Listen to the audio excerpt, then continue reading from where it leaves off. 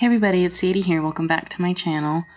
Also, first I want to apologize if there's any background noise. My cat is running around in my room, and then, because of quarantine, I'm staying with my family right now, and they're super loud. You might end up hearing my brothers in the background.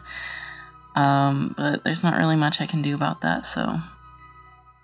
First I'm going to go over some general news. So I'm hoping to come out with a lot more videos at a more regular pace. Before university and other stuff kept getting in the way, so I just really haven't had time to make videos, but now I'm actually getting college credit for doing this, so I should be coming out with videos at a more regular pace. And my next video is probably going to be a character design of Cade, who's the male lead in the graphic novel that I'm reading. So if you've seen my previous video, Sadie's Beginning, that is like a narration of the prologue of my graphic novel. So my next video will be designing the male lead for that novel, or graphic novel, comic, whatever. And then shortly after, I'll hopefully be putting out another like sound story narration video, which will be a continuation off the Sadie's Beginning one. And it will cover like the first chapter of the comic. And I think that's really all I have for general news, so I'll just start talking about this artwork now.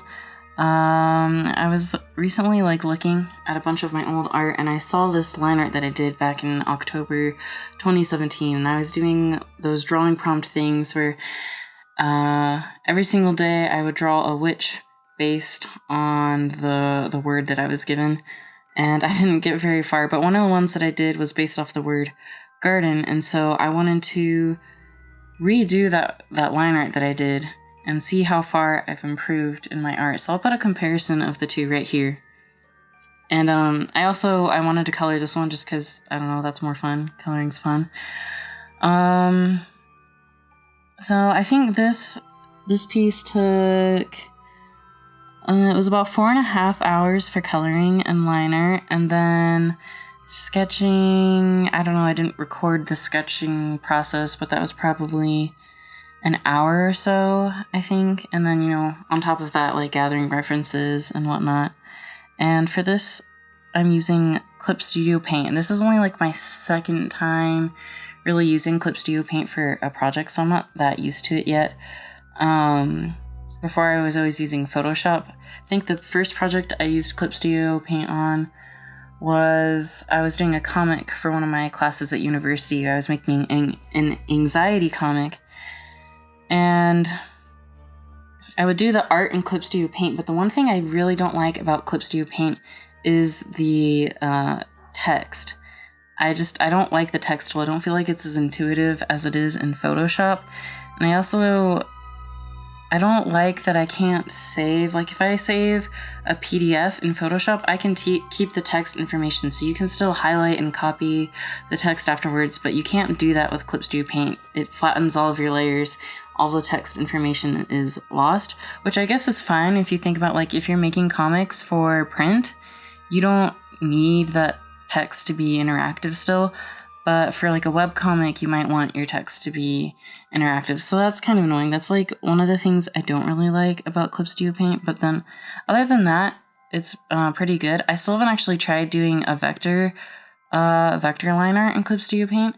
I didn't really know that was a thing until recently, so I might try that in my next video and see how I like that, because people say it's really awesome. I also like this feature that Clip Studio has, which is their automatic colorize feature. There's a couple different ways you can use it. One, they'll just pick the colors for you and color in your line art. And the other way is you can give a couple hints of color, and then it will color in based on those colors. So I tried that out. I didn't end up keeping any of it because it was kind of ridiculous. It was fun. When I showed my brother, he was like, "Oh wow, it's done. You don't need to do any more work." But I mean, I did end up coloring it myself because that wasn't really what I wanted, but it was fun to try out. So a couple things that were annoying for this. One was the highlights in the hair. I don't know why, but I feel like every single time on every single new piece that I do, whether it's digital or traditional, I am doing something different for the highlights in the hair. And I never I still haven't found something that I exactly like. So you'll see at some point when I'm doing the highlights on the hair, I have like these circle blob things. Then I tried taking a smudge brush and smudging it out, and I didn't like that look. So I went back to the like circly blobs, which I guess worked because this character is more of like a happy, bubbly character. So I don't know, circle, round, bubbly shapes for the highlights works for her personality, I guess. The other thing is, you'll see when I'm doing shading, highlighting, and stuff, I go to put a blush color like on her face and on a couple other places in her skin, and I did not realize until it was too late that I was on the completely wrong layer. I was coloring on top of everything, including the line art, and so then when I went to go do some other shading, I realized my mistake, and I had to go through and like painstakingly erase all of the blush in the places that I didn't run it, or like reshade and stuff, and then go back over the line art, and it was a huge mess. Make sure you're on the right layer when you're coloring, please. And then there's also a couple other things, like I don't usually use texture brushes, at least when I was doing Photoshop, I didn't really, but I actually like a lot of the options that come just with the base of a Clip Studio. So I used like I don't know which brush it was, but I used a brush to like make sparkles, magic coming out of her hand. And then I also used it for the water coming out of the watering can. And I used a grass brush a little bit. Yeah, I had to be careful with that one because if you use it too much, then it looks terrible. But it's fine if you like put it in a couple little places.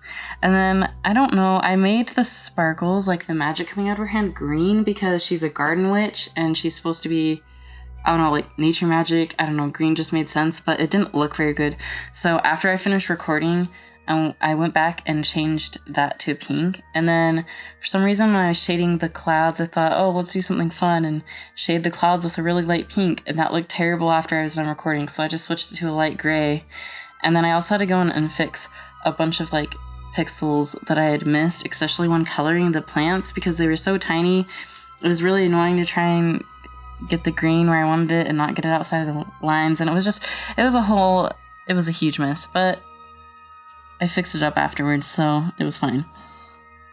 The other thing I tried out, which I haven't really, actually I don't think I've ever really done this before, is I did an adjustment layer after I was done with the whole process. Usually I just, line, paint, and then it's done. But I just wanted to try and see if I did any like overlays with an adjustment layer, how it would look. And I don't remember which one I ended up going with as I'm recording this audio. I can't remember which one it was, but I felt like it made all the colors kind of pop a bit more. So I kept it. That was my first time doing something like that. I don't know if I'm gonna like do that in the future all the time, using an adjustment layer all the time, but it is kind of fun to see the effects that it does on your art. Anyways, I think that's really all I have to say for this piece, so I'll just go ahead and shut up now and let you guys watch the rest of the video.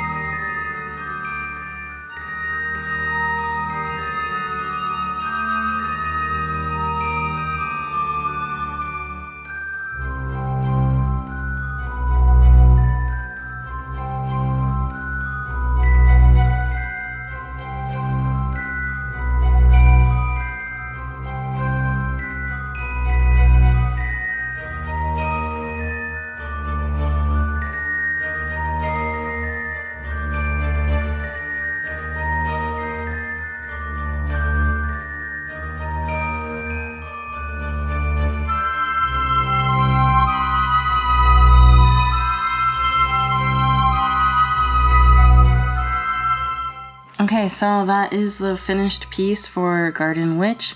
My next video, again, it's going to be the character design of Cade. So I will see you all guys in the next video. Have a nice day.